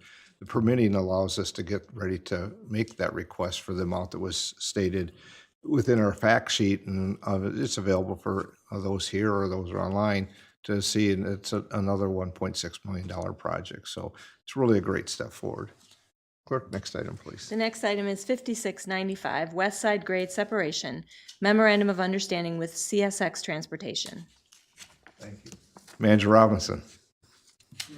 Obviously, in the west side grade separation, one of the steps that was imperative to, in the process of getting this project going, is having a memorandum of understanding with CSX Transportation. I'd like to invite Director Lewis up to be able to cover any of the particulars, as this too has some changes that I think is important. Thank you. Director Lewis. Honorable Mayor and Council and Clerk Treasurer, Patrick Lewis, Director of Engineering and Public Services and Interim Director of Water and Wastewater Utilities. I could probably talk to you for half an hour about the rail underpass project, but I won't. So I'll just kind of give you my take on what we're doing here. We've spent quite a bit of time since we've received the grant, massaging the concepts, looking for something that CSX would be able to approve. As you know, dealing with the railroads can be challenging at best at times. So we were fortunately able to get on a call with them not too long ago, where we found agreement on most of our major parameters, which will allow us hopefully to get an environmental determination in fairly short order, as well as begin the property acquisition process. There are a few properties we may need to look at. So all of that is hinging on getting agreement from CSX, because it's their facility that we're going under. So if we don't have their blessing, we can't move forward. So as a result of that call, Assistant City Manager Cochran and I were on with CSX about 2 or 3 weeks ago, and we settled on this memorandum of understanding, which seems relatively short for a project this significant. But some of the major highlights on that I just wanted to call your attention to that were in there was we had discussed for a while on the ownership and maintenance of the bridge. We are going to, as a city, own, and the word is maintain that. We're responsible for maintenance, but what will really happen is CSX will be responsible for anything on their track bed. So the main part of the structure itself will ultimately be responsible for. And that's the same agreement that we had to have with both Norfolk Southern and Canadian National when we did the Dixie Highway project 25 years ago. So this is not unusual. The other major point of contention that we had was they were looking for us to accommodate a third track, which seems kind of a bit much, given that there's a lot of this corridor that there would be physically, I want to say impossible, but improbable that they would ever build a third track. So we were able to come to agreement with them that they weren't going to insist we build a 3-track bridge, but we had the abutments, the substructure items that would accommodate that third track in the future. And they'll be responsible for paying for that at their cost if they ever were to put it in. We don't believe they ever will, but it's set up that they could do that. And then the other thing that was part of this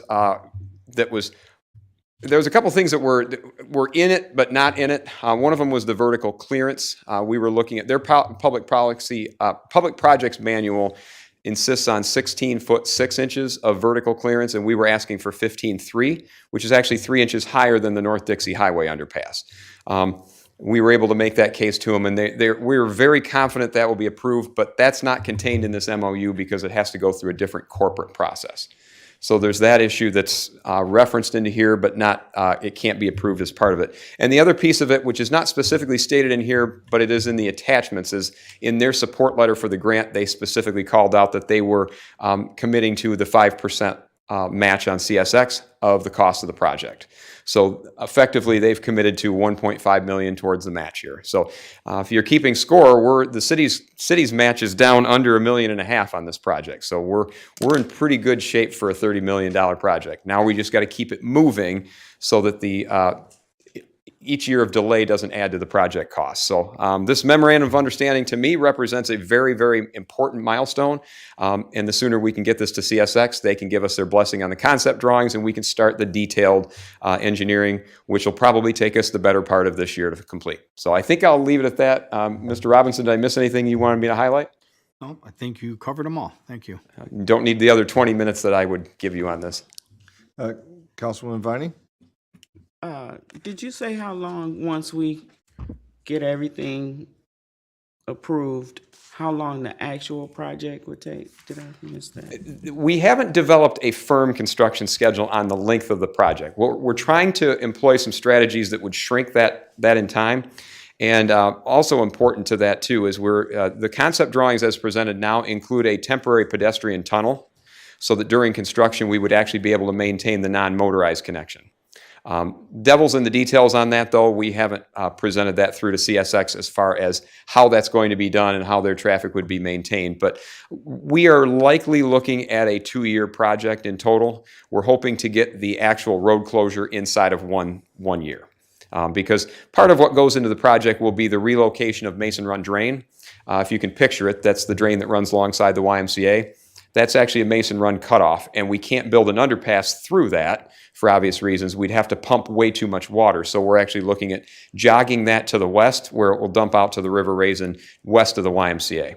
So that is a piece of the project that could occur before we actually start at the rail crossing itself, where we could flag traffic or have temporary traffic signals one direction, and that'll probably be a 3 to 6 month process somewhere in there. And then we think we can get the construction of the underpass itself done in one construction season. So you're probably looking at 2027 and 2028.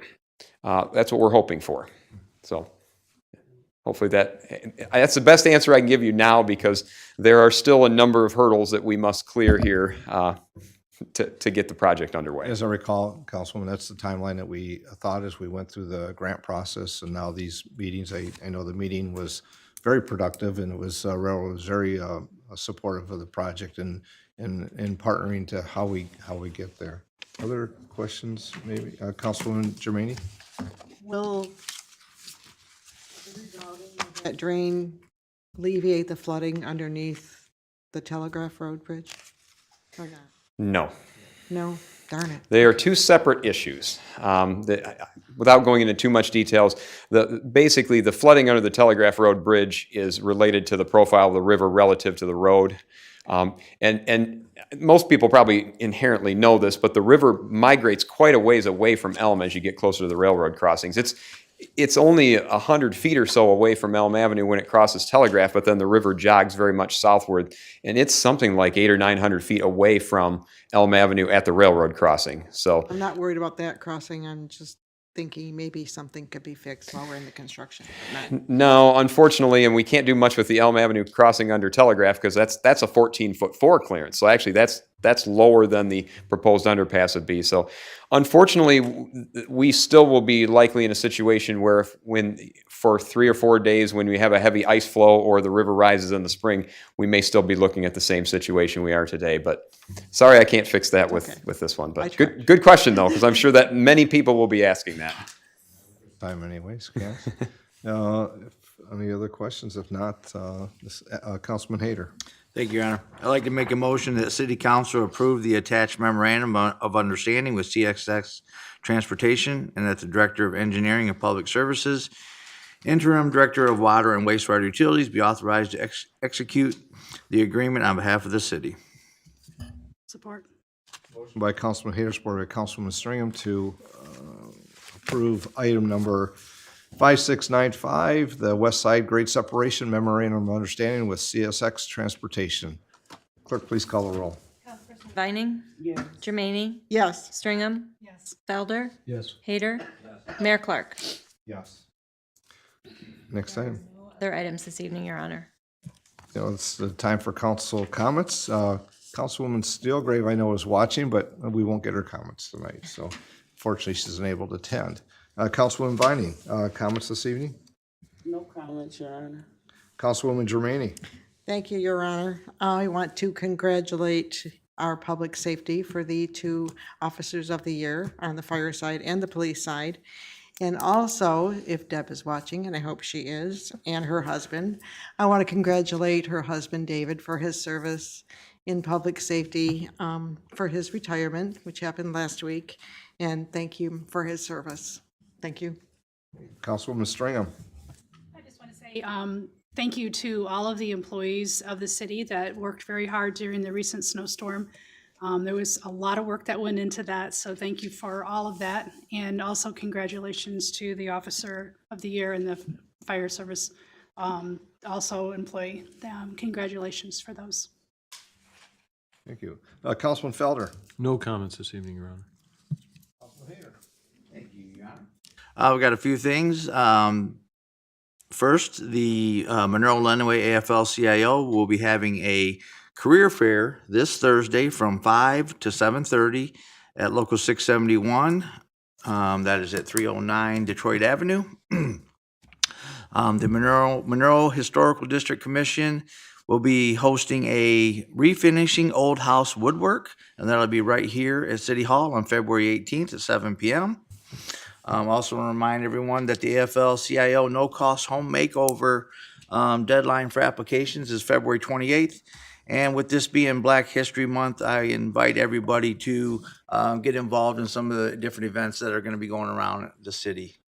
And that is it. Thank you. Thank you. I just have a couple comments. We have a consent agenda. We have consent agenda. Everything gets passed. So I want to just say thank you to those that were on the boards and commission appointments for this meeting. There are more to come, but thanks to those that will be serving on this Zoning Board of Appeals and continuation there as well. There's a couple items on the agenda I always think it's good to mention. I know that the SHPO received a grant, which was related to the $50,000 grant, and also some contributions from the council, who's regarding the Sawyer Homestead.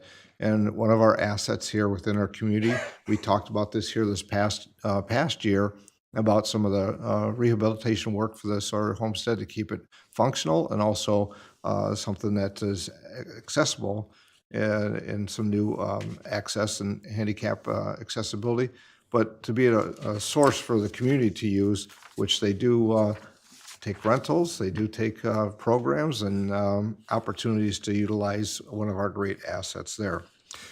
Other item that was on our consent agenda, I want to bring it because we have representatives here today.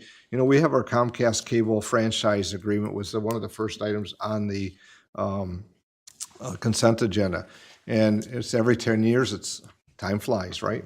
I'm looking at a couple of the council members. It flies. Here we are 10 years later to look at this. And it's very important because it really allows us to make sure we have our broadcast, our work that's done here in the booth. And of course, it sets some of the, as they call them, the franchise and PEG fees.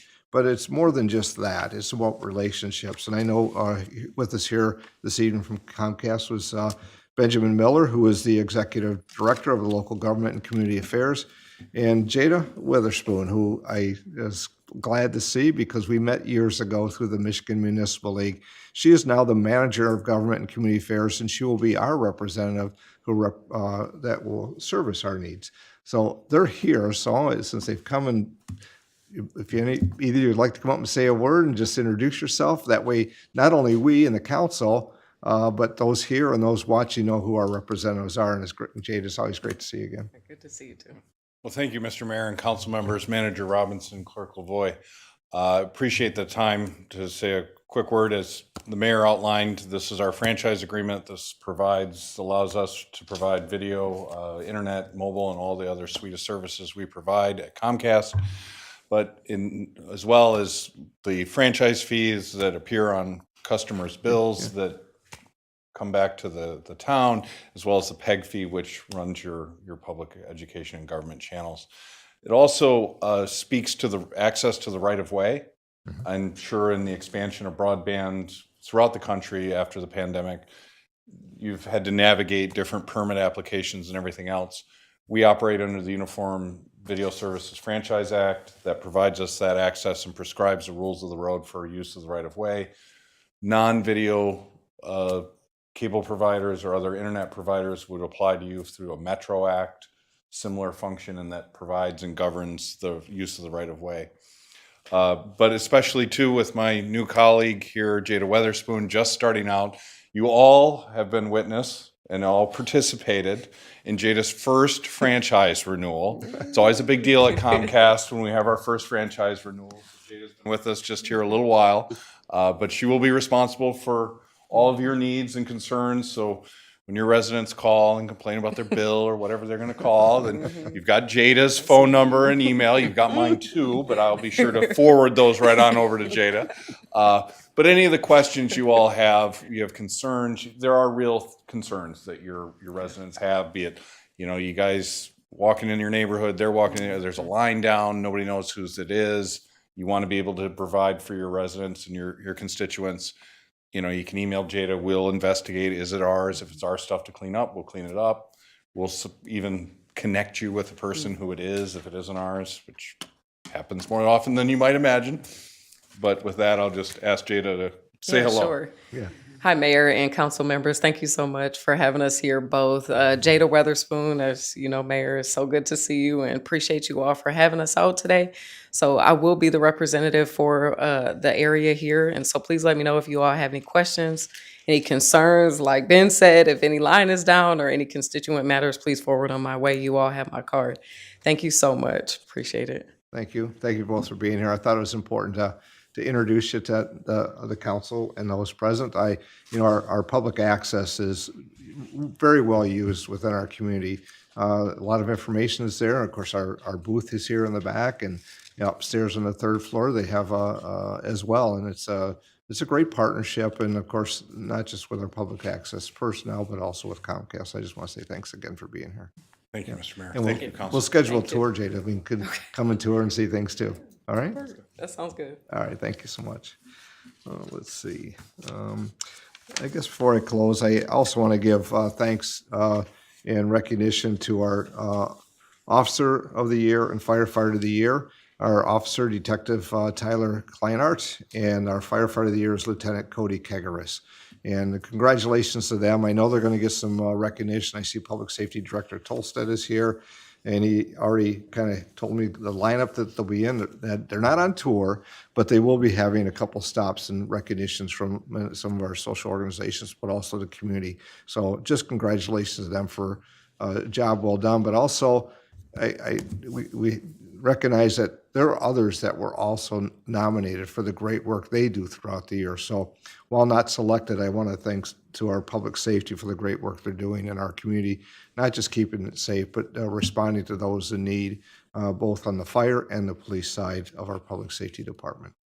So those are my comments for this evening. Clerk Treasurer Lavoy. This evening. Okay. Manager Robinson. I have no comments either. Okay, that's next is citizens' comments. So at this time, if those present wish to make comments, please step forward, state your name, jurisdiction of residence, and mindful of the rules of the chamber of 3 minutes. Comments from those present here this evening. Yes, sir. Mr. Hall of Fame. Elliot James, 633 Stone Street. At least I can't cry about my my walk or bike path, at least not yet. But I would like to ask, I know that we have a migrating works people that will probably be coming in a couple months. And do the city already have an idea of what they're going to do with ICE? Well, I don't have an answer. I know that we have a migrant population that comes in to work in the farms and the fields, and they work closely with the community. I'll just say that ICE is, from a broad perspective across the country, is doing operations that we're all aware of. They're not something that they share with the local law enforcement. We don't have agreements in place that we I'll say enforce those items through ICE. But I guess I don't have an answer exactly. I'm just kind of giving you some general ideas. I don't know if Manager Robinson, if you have any comments. I know that the Sheriff's Department is, from a county-wide perspective, working on the farms. We've had good relationships with the farmers, those that are here living and making produce and collecting produce. And I also know we have relationships with the migrant workers that do come in. It's been favorable. I don't know if you have anything further. Covered it pretty good. Okay, but something that will obviously the public safety director is well familiar with and has at least contact with all the federal agencies that represent here. So I appreciate the comment. Too. Yeah, absolutely. Other comments from those present here this evening? Any further comments? Business is not done yet for the night. So as you see on our agenda, we have a closed executive session, but to do that, we'll need a motion. Councilman Felder. Yes, Your Honor. I'd like to make a motion that we moved into closed executive session for the purpose of attorney-client privilege correspondence and labor negotiations. Motion by Councilman Felder, supported by Councilwoman Germaini to go into closed executive session for the reasons stated. Clerk, please call the roll. Councilperson Binding? Yes. Germaini? Yes. Stringham? Yes. Felder? Yes. Hayter? Yes. Mayor Clark? Yes, and thank you all.